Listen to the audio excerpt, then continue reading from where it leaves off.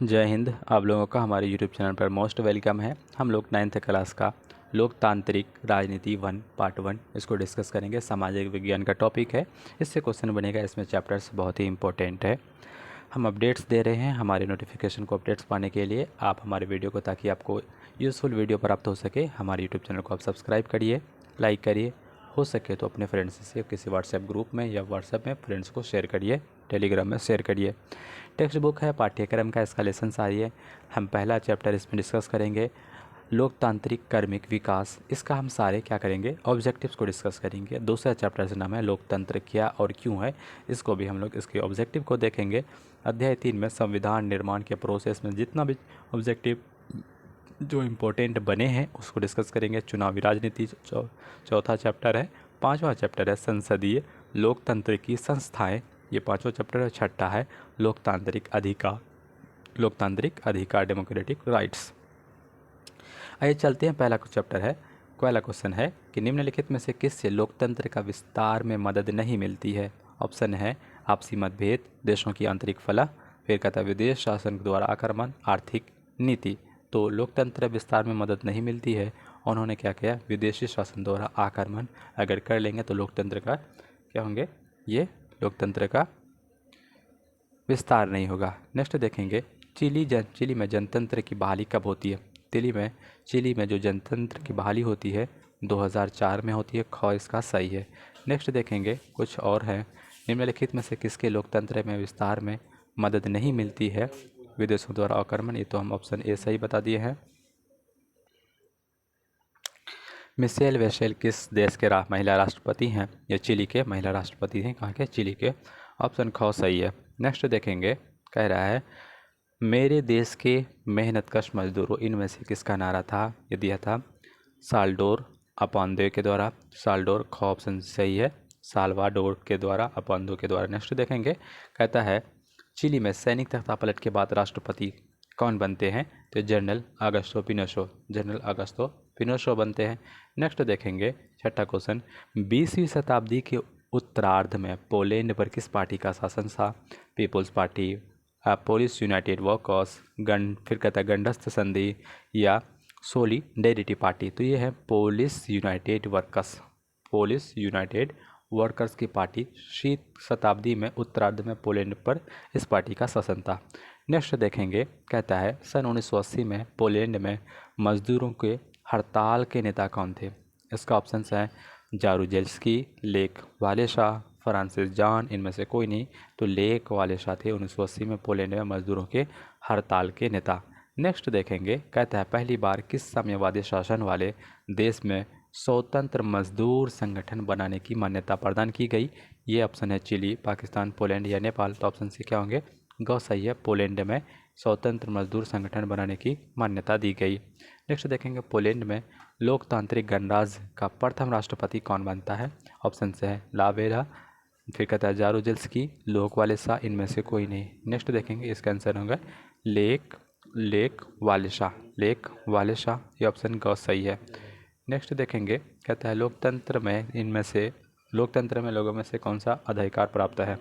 शासकों का चुनाव का अधिकार, तो उसके बाद शासकों पर प्रतिबंध नहीं लगाना, जनता का चुपचाप बैठे रहना, ये भी नहीं है। तो क्या है, शासकों का चुनाव का अधिकार हम लोग शासक लोकतंत्र में खुद ही करते हैं, स्वयं ही करते हैं।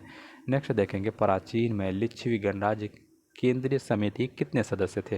आपको बताया लिच्छवी सबसे पहले एक ऐसा जनतंत्र था, गणतंत्र था। इसमें कितने सदस्य थे, 1707, 700, 900 या 800। तो इसका ऑप्शन क्या होंगे, ये 1707 थे। ऑप्शन क सही है। नेक्स्ट देखेंगे, ब्रिटेन में गौरवपूर्ण जो क्रांति हुई थी कब हुई थी। 1600 में, क में 1600 में, ये सही है।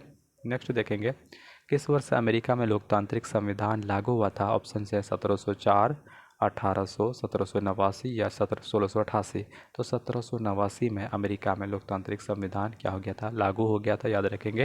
नेक्स्ट देखेंगे, घाना के पहले निम्नलिखित में से किसका उपनिवेश था। तो जर्मनी का उपनिवेश, फ्रांस का, ब्रिटेन का, तो जापान का।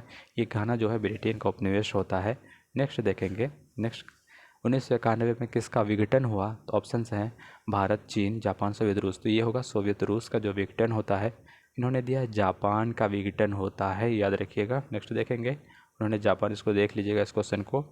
नेक्स्ट देखते हैं सोवियत संघ में कितने गणराज्य हैं, तो उसमें उस टाइम में 15 गणराज्य। वैसे 1991 में तो सोवियत संघ का ही विघटन होता है।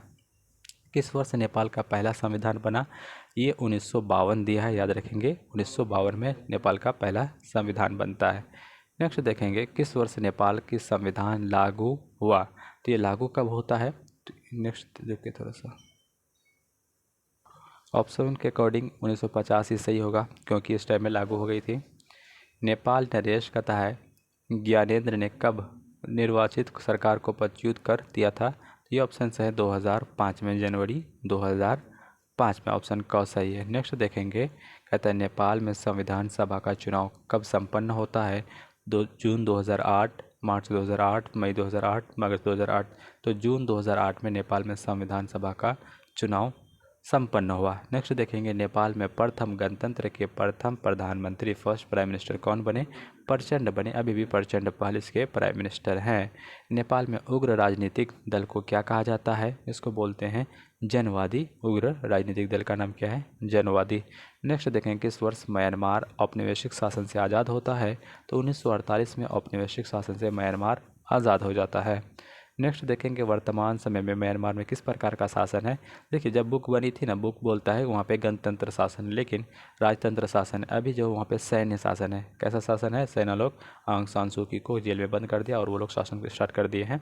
तो ऑप्शन में उन्होंने राजतंत्र को माना, क सही है।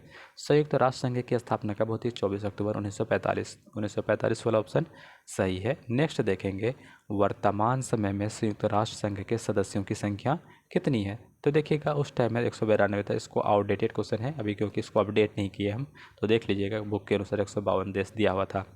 कहता है सुरक्षा परिषद में सदस्यों की संख्या कितनी है, 10, 15।